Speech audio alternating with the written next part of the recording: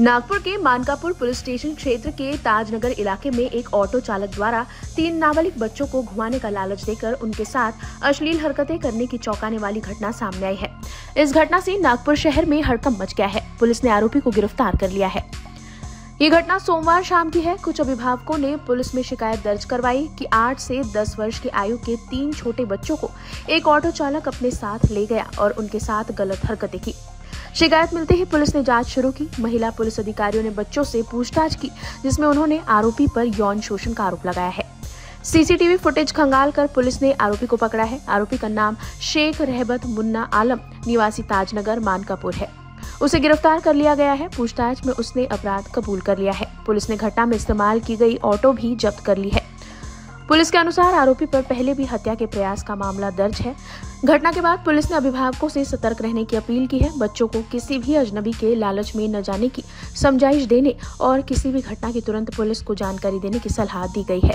आमच्याकडे एक संध्याकाळच्या वेळी तक्रारदार आले होते आणि त्यांनी सांगितलं की 3 लहान मुलं आहेत त्यांच्या आजूबाजूला राहणारी, वय वर्ष 8 ते 10 वर्ष वय आहे।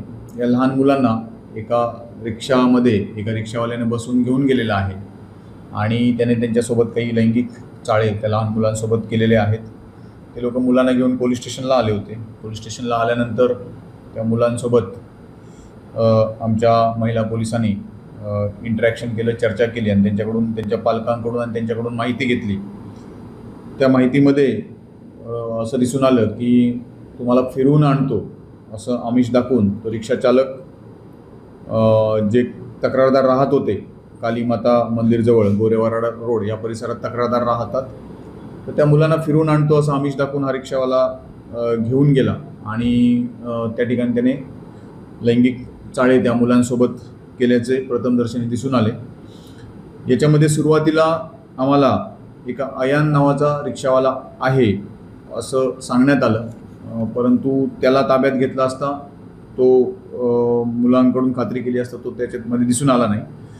मग त्याच्यानंतर अधिक विचारपूस केली असता दुसरा एक रिक्षावाला त्या परिसरामध्ये सातत्याने येत असतो। मग त्याचा फोटो आम्ही आमच्या सोर्समधून उपलब्ध केला आणि फोटो उपलब्ध करून आम्ही तो त्या आजूबाजूच्या परिसरात आणि लोकांना दाखवला असता कन्फर्म झालं की त्याच व्यक्तीनं त्या मुलांना घेऊन गेला होता।